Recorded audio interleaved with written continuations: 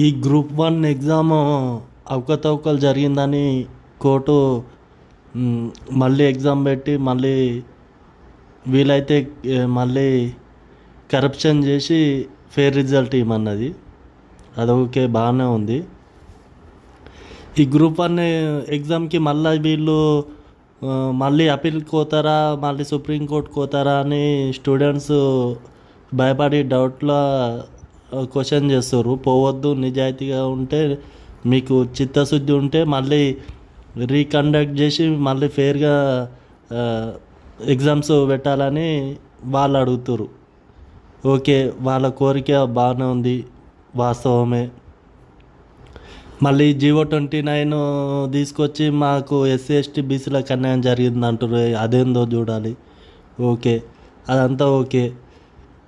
మరి వీళ్ళ బాధ ఏంటంటే మళ్ళీ కోర్టుకు పోతే మేము పైసలు లేవు కదా, మా తాన ల్యాల్డన్ పెట్టుకోలేము కదా, వీళ్ళు గవర్నమెంట్ నుంచి పెద్ద పెద్ద ల్యాల్డన్ పెడతారు, పెద్ద పెద్ద ల్యాల్డన్ దింపుతారని వీళ్ళు అంటారు, విద్యార్థులు అంటారు, విద్యా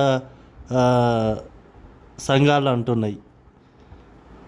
మరి వాళ్ళు పెద్ద పెద్ద ల్యాల్డర్ పెద్ద పెద్ద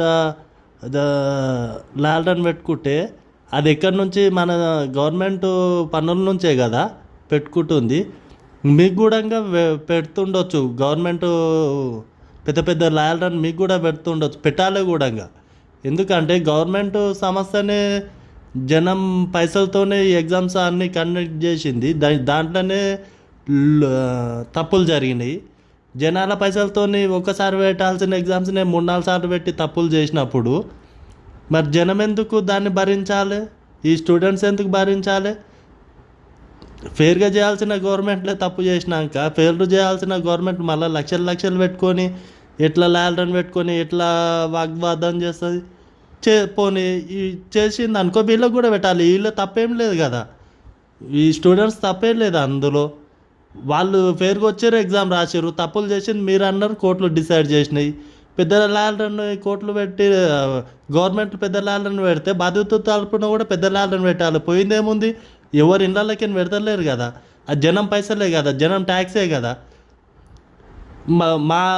మాట్లాడితే చిక్కట్పల్లి లైబ్రరీ అంటారు. ఈ లైబ్రరీ అంతగానో మనకు అన్న ఈ స్టూడెంట్స్ అదేదో మళ్ళా దీనివల్ల ఏం లేదని దాన్ని బంద్ చేసి మళ్ళీ ప్రైవేటీకరణ చేస్తే మళ్ళీ దానికి వచ్చి లక్షల లక్షల ఫీజులు మళ్ళీ ఎక్కడ కడతారు మీరు?